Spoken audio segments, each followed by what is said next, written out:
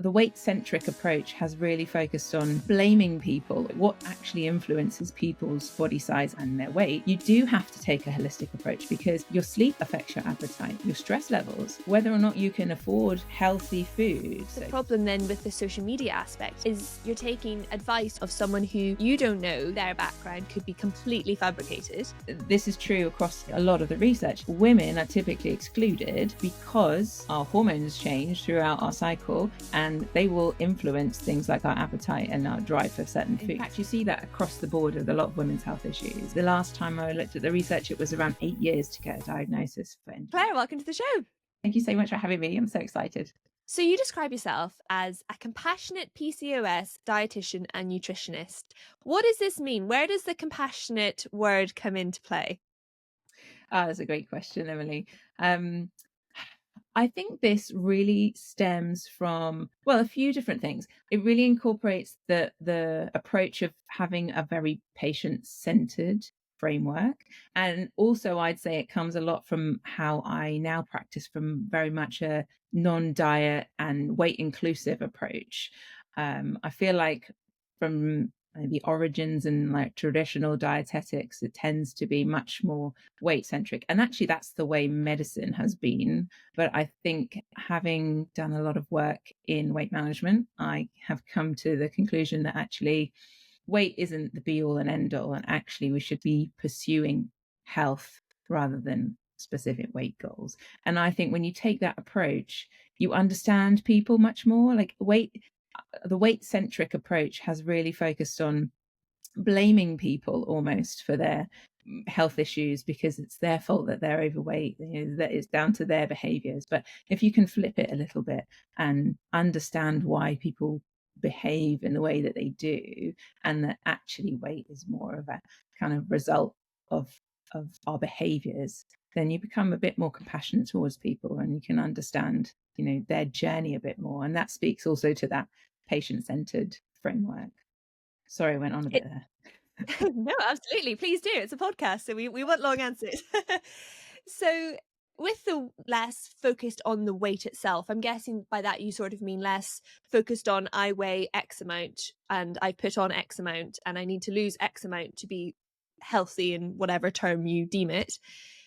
But then there's obviously, as you alluded to, a lot of different factors that actually result in weight gain or result in people being what would be termed as overweight. It's not necessarily just diet. There's stress, there's lifestyle, there's so many different parts of it. So how do you then approach that? Obviously, being predominantly like a dietitian and a nutritionist, naturally you're going to look a bit at diet. So how do you almost approach not being too focused on weight, but actually still having the conversation of, if you eat this, it is going to result in you putting on more weight or you not losing the weight that you want, because it's such a big factor as well as being delicate about it by not saying once you lose 10 kilos, that's you healthy, because obviously it's not as binary as that. No, and you kind of hit the nail on the head there, and the fact that there's so many factors that influence whether or not we gain weight or our body is a certain size. And diet and what we eat is definitely one of them. And you're right, like that's my job, I love it. But I feel like having the approach that it's not the only factor makes me practice in a much more holistic way. And especially like this comes up a lot with PCOS, which is the kind of patient group that I work with the most, because often with PCOS the advice is, okay, just go away and lose weight. And actually, because we see that a lot of people with PCOS do have issues with their weight and they're more likely to gain weight. Not everybody, but a lot of people with PCOS struggle with weight issues. And the advice has classically been, lose weight and it will solve all your problems. But actually, if you think about why people, like what actually influences people's body size and their weight, you do have to take a holistic approach because your sleep affects your appetite, your stress levels, whether or not you can afford healthy food, so to speak, like what's actually available to you. So it's also those social determinants of health that have a big role. So understanding your patient, your client, and where they're coming from, what's led to them having the eating behaviors, or I would say also health behaviors that they have now. Like, what's their journey been like, and what's influenced who they are now, you have to understand all of that before you start saying, do you know what, you should choose, X over Y when it comes to your diet, because they will have a very different set of food beliefs and a different perspective on food than you or the next person that walks through your door. It's a funny one because obviously if someone's come through your door and spoken to you, and there's a lot of different maybe health tick boxes that you can go through and see, okay, which ones do you fit? If someone is overweight, then that's quite an obvious one. But you can't necessarily tell that someone's sleeping 4 hours a night, or that someone has really low iron levels, or that someone has whatever it is that, will be one of those boxes. So it can be quite because it causes then a lot of that body image, the insecurities, because people are aware if they are not a weight that they feel comfortable in, or maybe they've changed weight, maybe, and that's up and down, Mm. we're not just talking about weight gain. And body image is such a delicate topic that, do you almost feel like when you do broach it, because I imagine that although you don't have it as a huge focus, you still have to address it. There's almost like a therapist side of it as well. You have to be so empathetic and delicate, because there's probably a lot of background baggage that people are carrying, especially if the more extreme you go, if it's super, super underweight or super, super overweight, and then everything in between. How do you approach that and manage that alongside, Yeah. the scientific part of it? There's also this huge, like, empathetic person to person connection that you have to approach as well. Yeah. First thing I would say is you're 100% right. Like, there is a kind of therapeutic side to it.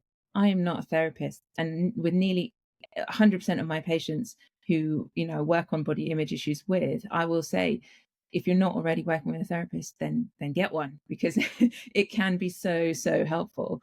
And often when I approach this with my patients and talk about these sorts of things, it comes from exploring their experiences in life. And when I talk to them about their childhood and what was their eating experiences like, or what was their weight like as they were growing up, then things come out. If you can develop a good relationship with your patient, then actually they'll tell you about the fact that they were, I don't know, somebody said something to them about their body and that stuck with them throughout, and that has actually been one of their motivational kind of forces as to why they eat a certain way or why they want to be a certain size. It comes up a lot, and it's really important to explore that, because I think it really speaks to what their behavior is like now in terms of eating. But I'm not a therapist, so it's really important that they do work with a therapist as well, especially if body image comes up as a big topic. And this is really common again in PCOS. PCOS patients often have body image issues, and actually they're also more likely to have some eating disorders too, especially binge eating disorders. Yeah.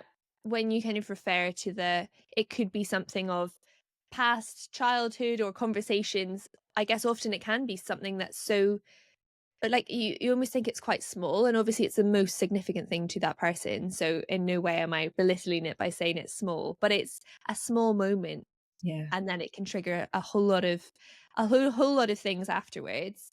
And going on to the disordered eating topic, what does it actually mean to have disordered eating patterns? What does that actually look like, and what would you define it as? So really good question as well. Um, there's a difference between having an eating disorder and having disordered eating patterns. You have to meet certain criteria to have a diagnosed eating disorder, and there's a spectrum of those. But even when people have, I'd say, a difficult relationship with food, that food takes over their thoughts and actually what they eat is constantly on their mind, or maybe it's about uh, even orthorexia, which is now one of the kind of more classified eating disorders, where it's obsessed with eating healthily and having a healthy diet. That can start off as, oh, I saw so and so on social media saying I need to eat this green smoothie every morning for my breakfast, and then you're putting on the pressure on yourself to achieve these goals that are, first of all, unrealistic, but also unnecessary.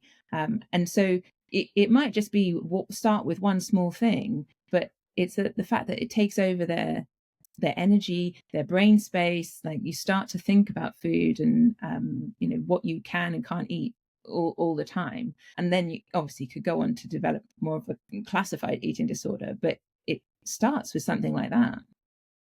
And I guess the problem then with the social media aspect of it is you're taking advice, or maybe not even advice, you're just engaging with the content of someone who you don't know their background, you don't actually know what they're eating, because they could say this is what I eat in a day and it could be completely fabricated. Or Absolutely.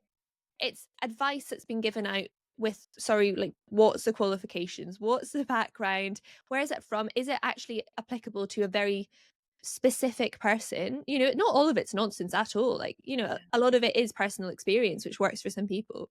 But then that's the difficulty, I imagine, especially being a qualified professional in your field. It must be very frustrating to then see this really dark side of the social media aspect of, even just it plays in the back of your mind of, oh, well, that person, like, they only had a smoothie for breakfast and then they didn't eat until they had a rice cake at 3 p.m. And maybe that's actually the way I can, Mm. and maybe they're not given advice, but it just sticks in their mind because there's all of this information that is just bombarding our brains. And if there's so much information, we can't actually sort through it as well. So it becomes less rational than maybe it was when we first watched it, which maybe it wasn't even rational initially. It must be So, quite difficult because you're untangling a lot of that, as well as kind of figuring out, well, okay. And it's not necessarily that you need to figure out where it came from, but actually figuring out what the issue is. It mhm. must be quite complex. So you've got me excited about loads of points there. First of all, I think you're 100% right. Like what's on social media, you have no idea really what's the evidence behind it, in terms of who's giving you that advice. So understanding people's qualifications, and that it's not just an n equals one experiment and they're saying work for me, it'll work for you. But this is why I feel that actually, like, healthcare professionals should be on social media. We should be putting more information out there that is evidence based, that actually is applicable to, specific populations. Like I work in women's health. I'm not going to tell, children what to eat and drink, but at least if you go searching for information, it's come from a evidence based perspective, and you can trust the information that's out there. So I actually have a really love-hate relationship with social media. And if it was up to me, I wouldn't be on there. But I feel like it's important that as healthcare professionals, we do have a presence and we do have a voice, because it kind of has to drown out some of that nonsense that's out there. But you're 100% right. Like half of what I do in my clinic is actually bust some of the myths that people pick up on social media. And so I work a lot with people exploring their food beliefs and where have they come from. So, it might be that, I don't know, fat makes you fat. Okay, well, who told you that? And why has that stuck with you? Like, what is it about that kind of belief that maybe was true for you at one point in life, but maybe isn't really serving you right now? And can we unpick it and reject it now and say, hey, look, I'm trying to achieve something else in terms of my health, or in my relationship with food, and maybe that's not actually helpful for me right now. So can I reframe things and change the way that I feel about this food, or food group? Yeah, for sure. It is just the lesser evil of being on social media rather than completely ignoring it, but it's still a difficult place to be at some points. And then even filtering that down further, there's so much advice which is based on scientific research for men, often done by men. And over the past few years, we've seen a lot of more research done for women in sports, for women through different stages of life. And it's amazing to see that. But also there's quite a lot of, I guess, myths would be the word, or just tales that we don't even know where they came from, that are in our brains of, well, that's how you lose weight, is because you get up and you do a fasted workout, which, the more and more people are talking about how that doesn't work for women for many, many reasons. That's just one example. But what are some myths that you have come across, or that you commonly see people come in and say, well, obviously I need to do this, and you're like, whoa, whoa, whoa, okay, where did that come Yeah. from? Like, it's not untrue, but it's not No. applicable to you in your life.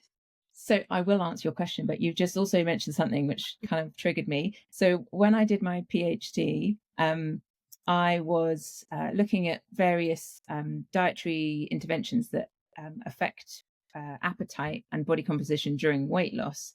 And this is true across like a lot of the research is women are typically excluded because our hormones change throughout our cycle and they will influence things like our appetite and our drive for certain foods.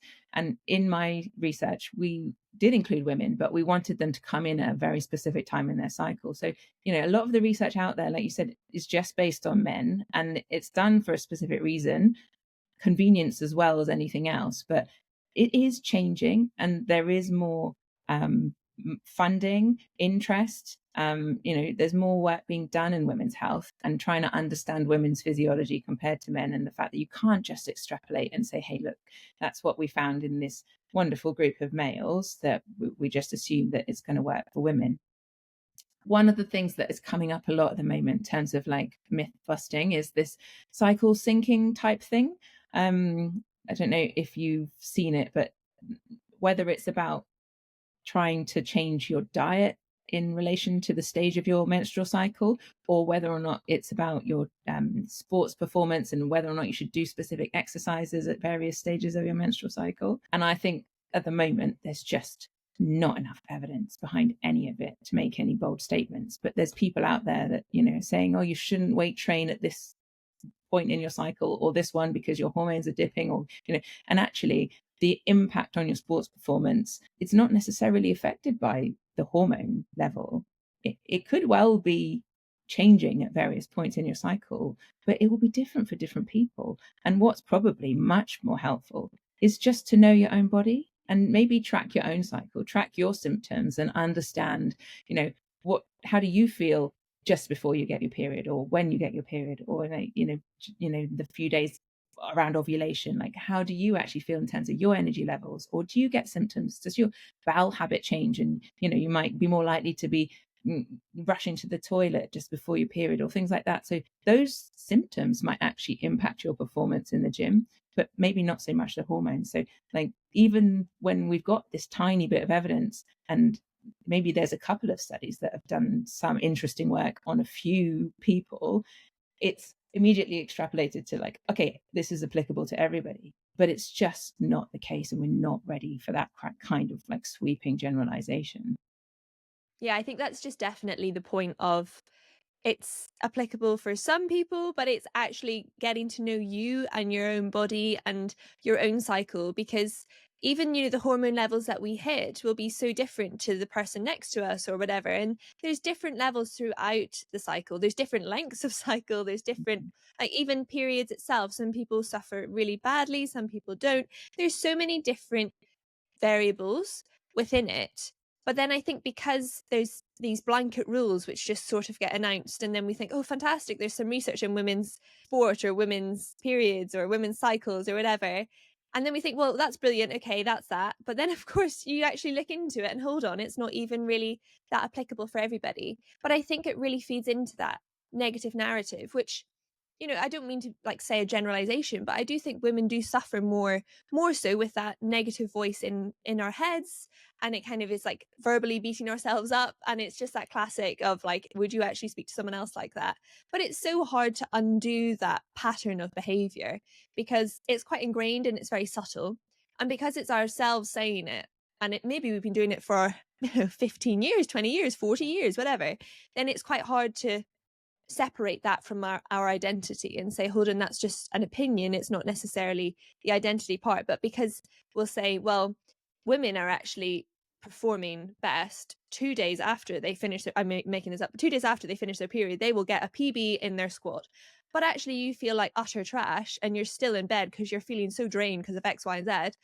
Then suddenly you have this narrative of, I'm a failure because of that.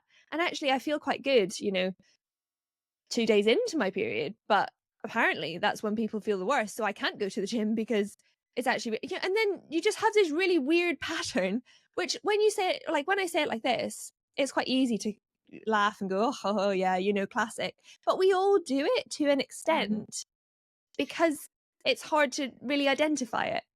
Yeah. And I think there's a big piece around what you believe and your beliefs impacting your performance in the gym. So like if you believe you're going to be crap in because it's this stage in your period, then you're more likely to be crap, but actually it might not have nothing to do with your period itself or your hormones. So and those beliefs are internalized, right? And they come from a lot of this misinformation out there telling us that we're, going to perform badly in the gym. Oh, right, okay, well then I won't go to the gym. I think there's enough reasons for women not to go to the gym. We don't need to add more of them, So it should be about promoting getting people active, strength training, like doing all the things that perhaps we classically wouldn't have done as women. And obviously that's changing a lot, but we don't need any more reasons to put people off being active. Mm-hmm.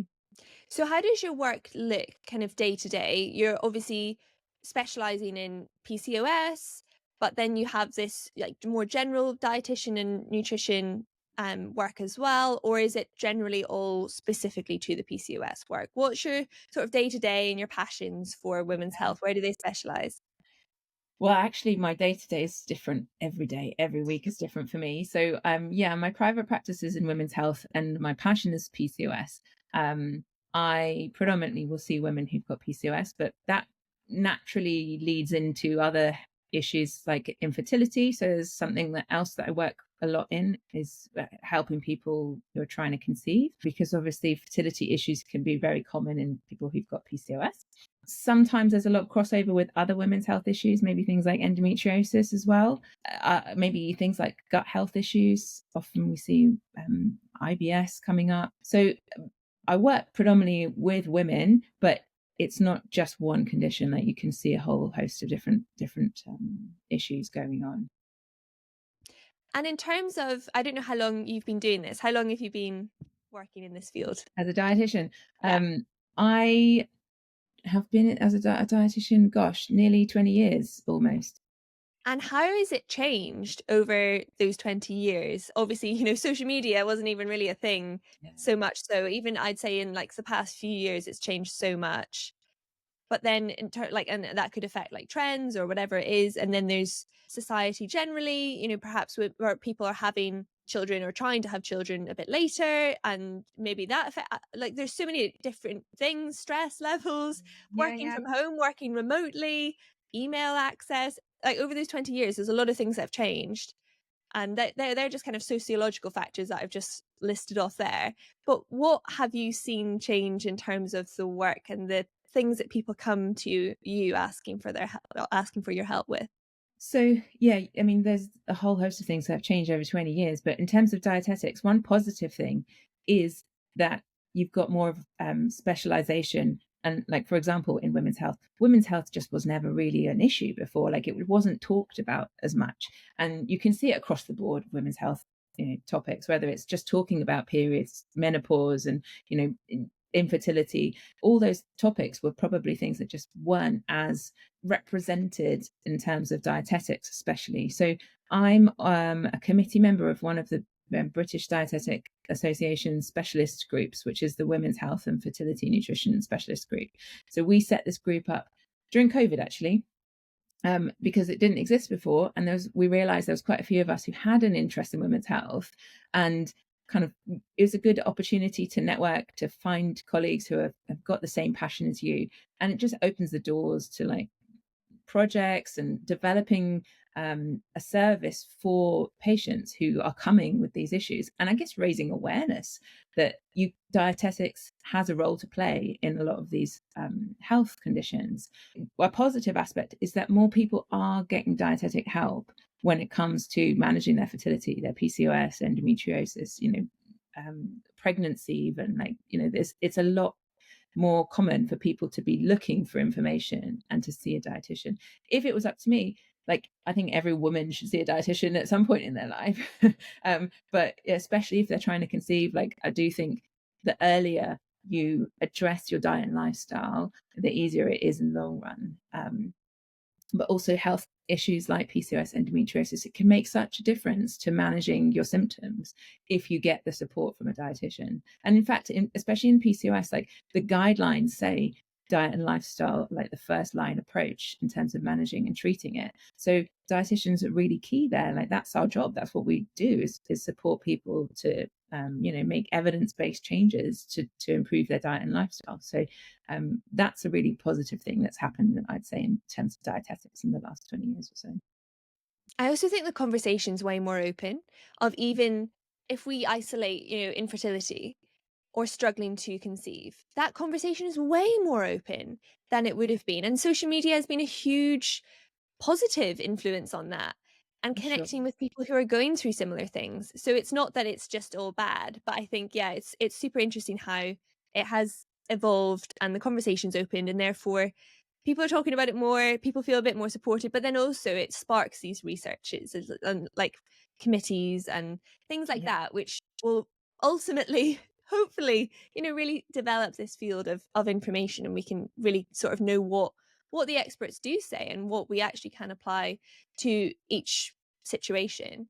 And the diet and lifestyle, I guess it's a bit of a buzzword, isn't it? Because diet and lifestyle, like what does that actually mean? But it sort of is the answer to everything, if you know what I mean. So we can look at, if we list off the things that we talked about just there. So PCOS, endometriosis, fertility, loads of different things. Diet and lifestyle are probably pretty much up there in like the top 3 points.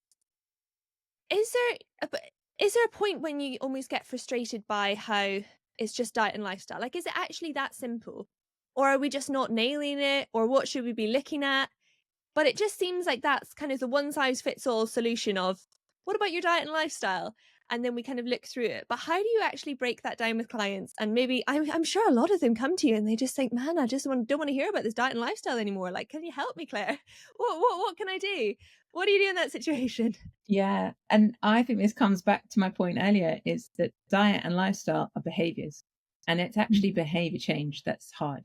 Like, there's chat in the dietetic world around like introduction of AI and all these like tools that they can just, if you want to get a diet plan for improving your fertility, just ask ChatGPT and it will write you a diet plan. Like, maybe dietitians are actually going to be made redundant because, the information is there, but it's not about accessing information. Most people know. I mean, maybe not specifically around women's health issues, but like generally speaking, a healthy diet, like most people know, but it doesn't mean that they do it. And so what's stopping people from doing it? And it's about behavior change. And I think that's where we bring a lot of value, is that we're able to support people to change their behavior. We're kind of like in their corner, supporting them, and every step of the way, they've got someone holding their hand. So I feel like there's diet and lifestyle is everywhere, but just because it's everywhere doesn't mean people actually know how to do it.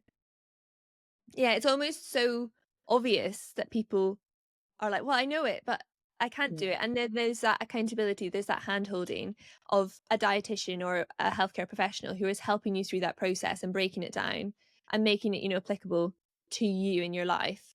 So what does And that look like? What does that behavior change look like for someone that you're yeah, helping? so I do think that education still forms part of the puzzle, because like if I use my PCOS patients for example, like often when I first talk to them and like get to know them, what I try to explore is like what do they know about their health condition, and some of it is education around what does it mean to have PCOS and what's going on in your body, and what have you done so far in your life to get to your behaviors at the moment, and how does nutrition fit into this kind of puzzle? What factors will influence the underlying mechanisms of your disease, whether that's PCOS, or if we're talking about infertility, what's causing your infertility, or endometriosis, trying to figure out, okay, well, maybe we're thinking about inflammation, or maybe we're talking about insulin resistance, or high hormone levels, or what is the underlying mechanism, and how does diet actually influence that? Because if you don't understand, you're less likely to actually make a change, because you're like, well, what's the point? Okay, yeah, I need to eat healthy, but what does that really, like, what's it going to do for me? So understanding, okay, why am I telling you to eat lots of oily fish, or have lots of fruits and vegetables that have got loads of antioxidants, anti-inflammatories, what is it going to do to my health condition? How am I expecting that to make a change and improve what my symptoms I've got, or just generally your PCOS or infertility? So I think in order to change your behavior, there is a piece of education and understanding, which you don't tend to get that personalized education piece, right? You can look up what happens in PCOS, but maybe you haven't had someone sit down and go through your blood test results and say, okay, right, you've got signs of inflammation, or you've got, some insulin resistance going on here, but or it might be that they don't have any of those things and it's just their menstrual cycle they want to make it much more regular and they're trying to conceive. So tailoring it to the person that comes to see you and saying, right, these are evidence-based ways that we can help this specific symptom, or whatever the goal is that they're trying to achieve. Mm-hmm. Yeah, it is that application and breaking down, and the understanding is, I think that's such a good point of, we can know the theory, but actually why is it going to make a change for us? Why should we care about it? Then suddenly it is that reason, and it's that irrational subconscious part of our brain that needs to have that answer, or it's just going to go, well, I don't really care. I'm going The to other carry on doing piece what I'm doing. the other piece that I didn't really talk about is like being ready to change. Like, just because somebody tells you, okay, so you get diagnosed with PCOS and you go see a doctor and say, okay, right, you need to lose weight or you need to change your diet. Just because someone tells you to do it doesn't mean you're actually ready to do it in terms of, your internal systems and your motivation, right? And just helping people to explore what's important to them. I think this is something also that's really important, that it's not often seen as dietetic work, but like getting people to reflect on things like their values, like what kind of person do they want to be, what's important to them, is their health important, is it actually that they want an easy life, and if they can't be bothered to change anything because actually going out socializing and this, that, and the other is much more important to them, then you have to help them explore, well, what would it look like if maybe we changed the perspective and maybe we put our health a little bit higher on the priority list, like, or what if you didn't, like, in the long run, what's the impact? So trying to explore people's beliefs, their values and their priorities in life helps them to figure out whether they're ready to change or not, and maybe just gently moves them through that kind of stage of change. What's your views on the longevity movement, the longevity chat, people trying to optimize for it? It's the latest thing. There's every sort of thing and device and supplement and whatever you can get for it. What's your views on it? All this lovely biohacking. So I would say this is what dietitians have been trying to do since the beginning, right? And it's a bit like the movement towards like preventative medicine, and like it's so exciting that people are, really prioritizing health and thinking about the long run in terms of having a healthy life, not just a long life. Um, I I'm not really into tracking and, biohacking and like having every single supplement under the sun, because first of all, it's not always helpful. So for some people, tracking can be helpful to identify patterns, or, really help them recognize what they're actually doing in terms of their behaviors. But for some people, tracking can be so triggering, and it's actually leads into those obsessive behaviors almost. So it's a fine line. It's not like everybody needs to do it. You don't need to wear every sensor under the sun to know what's happening with your body. Actually, if you're more aware of your own body and you develop interoceptive awareness skills where you're actually in tune with what your body's telling you and you're able to respond to that, then you don't need all these tracking devices, I right? was going to I say that, love, yeah, literally you just stop listening to your body if you yeah, just think, well, my ex, I'm not going to name a wearable device, but whatever says that I got this amount of sleep, but I actually slept really terribly. It so just goes into that narrative of like, oh, well, I should be this because I am that, rather yeah, than thinking, actually, my head hurts. Why does it hurt? Have I drunk water, or am I just tired, or am I staring at a screen or anything? Just listen 100%. to your body. Yeah. Yeah. And so you made me think of a conversation I had with my husband a few years ago, because he got his, I don't know what it was. I mean, I don't even wear a watch, so I don't track anything, but I think he had like an Apple Watch or something. And it was when he first got it, and he woke up in the morning, he was like, oh my God. He's like, my watch is telling me I've slept really badly. And I was like, you did not need to spend £1,000 on this device. You could have just rolled over and asked me, because I was right next to you, my friend. So Mhm. I feel like often it is making all these promises that it's going to, help you understand your body. But actually, if you wake up in the morning and you feel tired and like crap, and that you didn't actually have a good night's sleep, then you know you didn't sleep very well. You don't need a device to tell you that.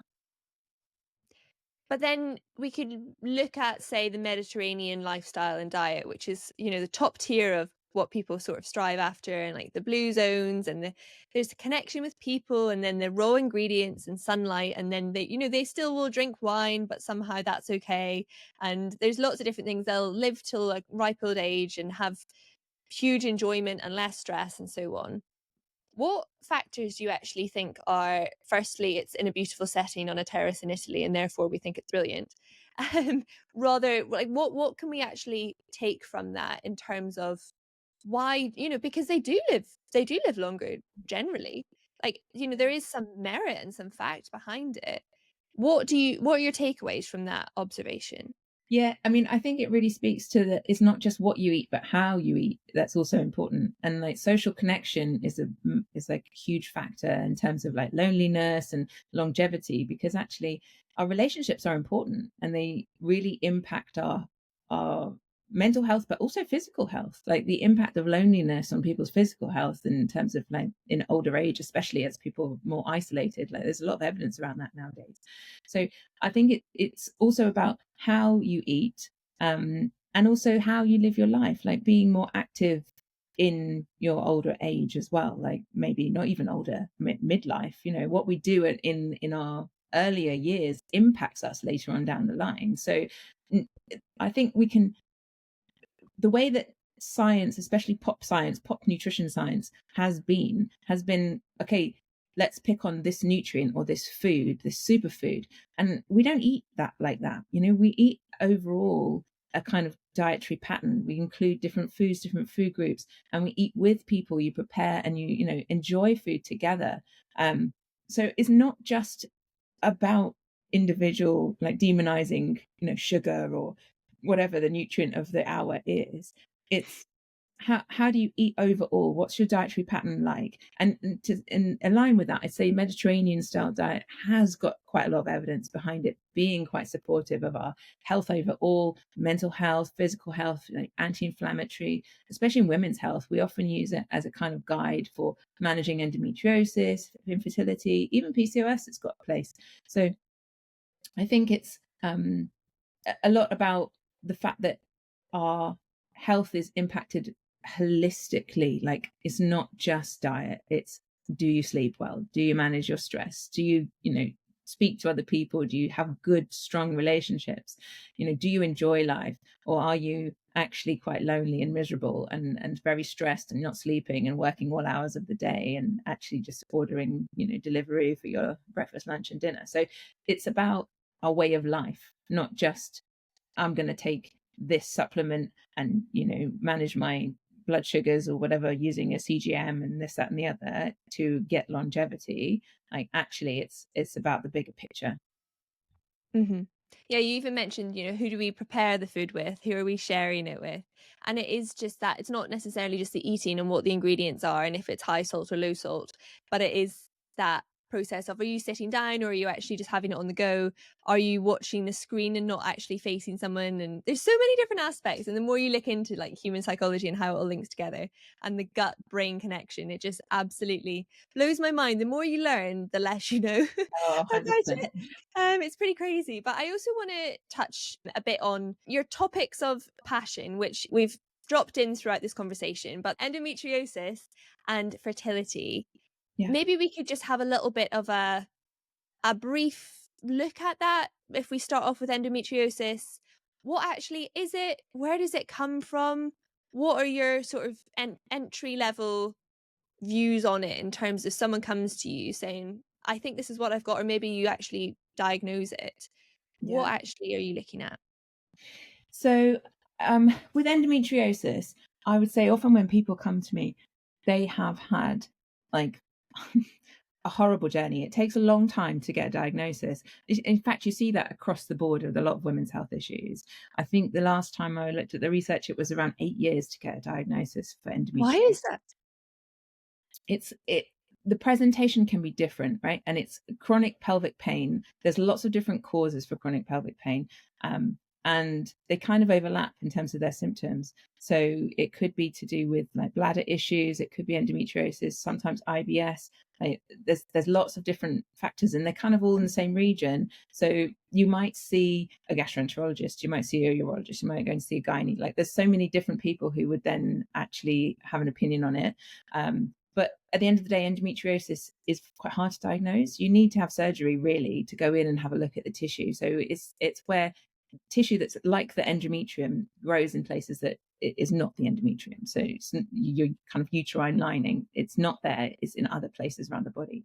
But where can be different for different people. So it might be that some people actually they're getting more of these bowel symptoms because the tissue's growing near the kind of bowel tissue, and so you get an impact onto the bowel in terms of symptoms. Or it could be more near the bladder.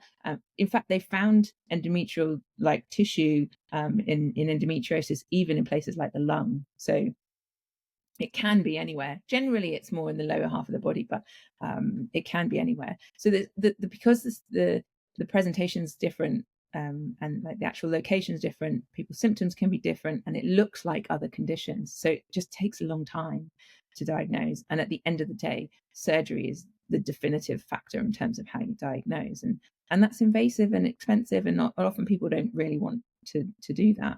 So yeah, it's people come to me at the stage where they've already got a diagnosis. They've tried everything. Like, they'll be on like a cocktail of like supplements, and this is where it really gets to me that women's health conditions are really targeted in terms of like PR of all these products, and they whack on a premium The price. pink tax, isn't it?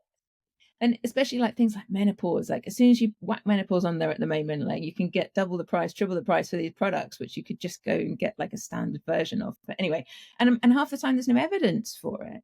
So often with endometriosis, it's a question of like understanding what's their symptoms like, because if they've got more bowel symptoms, okay, maybe you're going to focus on something that's going to help manage that. Or if it's more pain, or understanding the person. So it comes back to this patient-centered approach.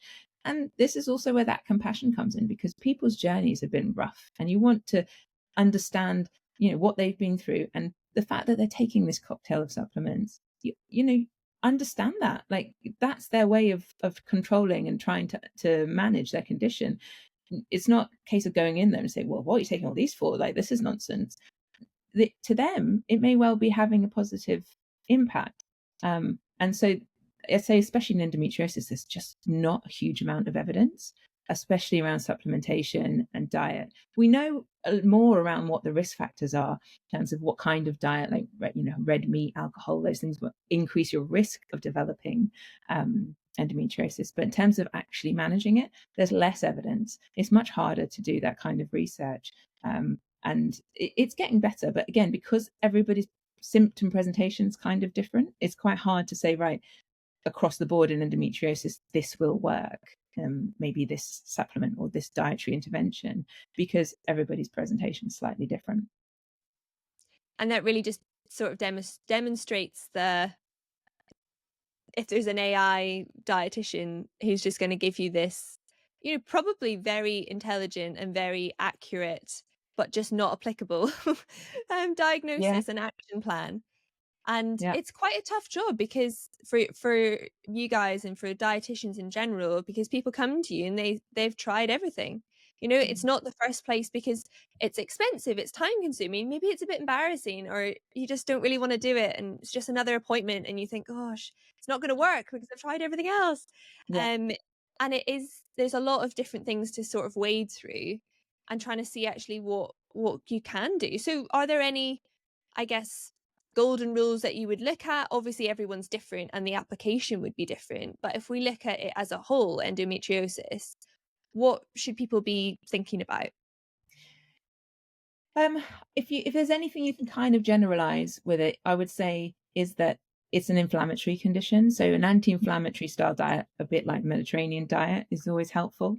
So lots of fruits and veggies, different colors, because they've all got different, phytochemicals that will bring a slightly different benefit, whether it's anti-inflammatory, antioxidant, you know, adding oily fish, because they're quite powerful anti-inflammatories, but generally including, whole grains, not too much red meat, but still some in moderation, and a variety of proteins, your kind of plant-based proteins, as well as your oily fish, a little bit of red meat and poultry, eggs, nuts and seeds, trying to get that nice balanced and varied diet that's got lots of anti-inflammatory properties. And how does this vary then from what you would say to someone suffering from PCOS? What sort of the difference of the Mm. patient that you would be looking at? So some of those principles apply in PCOS because often there's inflammation going on in PCOS. But for PCOS, it's much more, well, I mean, actually, it's the same for endo. It's a very much patient centered in terms of what their presentation is. Maybe more so in PCOS, you would deal with things like insulin resistance, and you'd be really focusing on managing blood sugars and controlling and reducing insulin resistance, like optimizing your insulin sensitivity and just keeping those blood sugars generally as stable as possible. You might also be looking at more of the like hormones and trying to get testosterone down, your androgens, which are those male type hormones, which is actually responsible for some of the symptoms that you see in PCOS. So things like hirsutism, like excess kind of facial hair, or maybe even male pattern balding, acne, skin issues.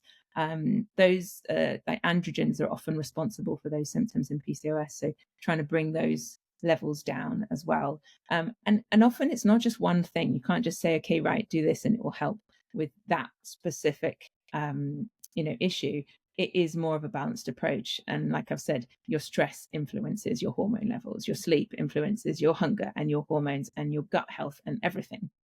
So this is where understanding the person and what their life is like, and then saying, okay, right, maybe we can tweak this or that in your situation. And you don't have to have one ideal goal in mind, because that might be unachievable for them and unrealistic. But actually, how can you slowly make changes to gradually get to what's ideal for them?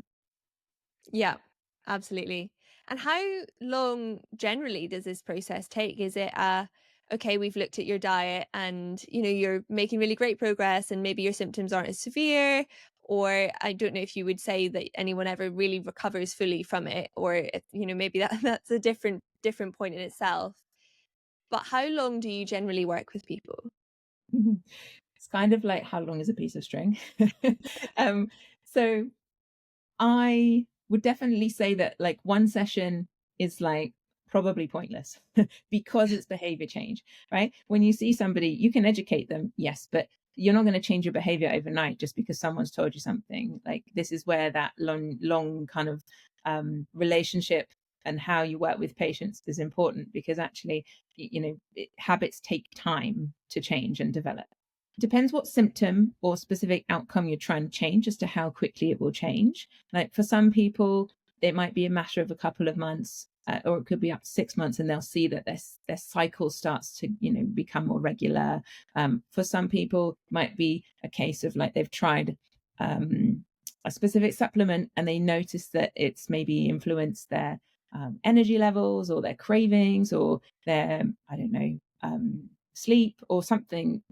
So it really depends what outcome you're trying to change as to how long it takes to change. But I would say I have patients who work with me for maybe 4 months, up to like I've got a couple of patients who I've been seeing for years, but often it's like different things. So they'll come to me for their PCOS and then maybe they're pregnant and we'll work through that. And then it's postpartum and trying to go back to a healthy menstrual cycle after a baby. So it really just depends as to what your goals are, as to how long it takes to achieve them. We've covered a lot of different topics here, and I guess obviously they're all interlinked. But I just want to summarize it in a way that someone who's listening to this, okay, what should they be going away thinking about? What would you like to emphasize from this conversation, or what are your key points that you really want to put as the headline takeaways? Oh, so me, I think what I work on a lot with people, and I think like everyone could do with doing more of, is just knowing your own body. And, if that is tracking for a little while, okay, but like actually just paying attention to how do you feel at different points in your cycle? Do you have a regular menstrual cycle? Even something as simple as like your hunger and your fullness. I work on this a lot with people, and developing the skill to understand when you're actually hungry and what point you get full, because that can influence how you eat generally, but also your eating timings, like actually having regular meals. Are you skipping meals because you're not used to you don't pay attention to your hunger signals, and you don't realize that you're hungry until you're actually starving, and then you'll eat anything. So that interoceptive awareness to me is like the backbone of like managing your health, because you could apply it to other things as well, like knowing when a symptom changes. Like actually, I didn't have this back pain before, and wake up one day, and if you're in tune with your body, you'll be like, oh, that feels different. Like, so you pick up on things earlier the more you're actually in tune with your body. So I think that is probably one of the main things I think everybody can work on. But from a diet perspective, I guess it's really depends on your goals, but having a like Mediterranean style diet is not going to be harmful for anyone. And I like to ask people, a bit of advice that they would give to someone listening to this, but I want to give it a little twist here and say, what's your compassionate advice? What is your encouragement to someone who's, trying their best and wanting to keep going in that direction? What would you say to them? I think that being kind to yourself is so underrated, and actually thinking about the fact that you are doing your best with what you have available to you every single day. It's not a case of I'm failing. It's more of like, okay, well, what have I done today to help me get towards my goals? It's not always going to be every single thing that you've done. Life gets in the way, right? There's so many things that form barriers for us changing our behavior, but you can do something, even if it's your thought process around it, like not actually actions, just the way that you approach it and your mindset can be a positive change. And it's really, really hard to change your behavior.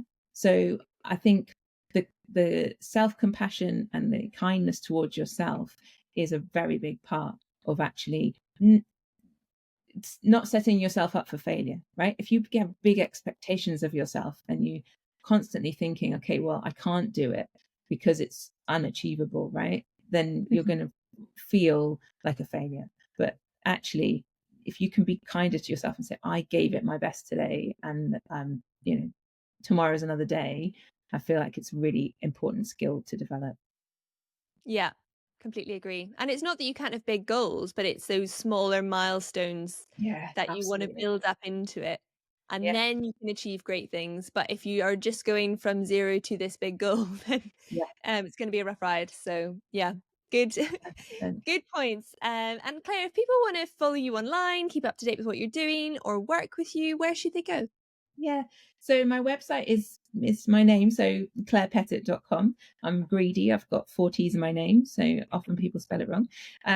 But I'm on Instagram at CP_nutrition RD is my handle. Amazing. Yeah, I'll link all those below so people can have a little look at that. And thank you so much, Claire, for this conversation. We covered a lot, and I think, yeah, so many good points to take away. Thank you so much for having me, Emily.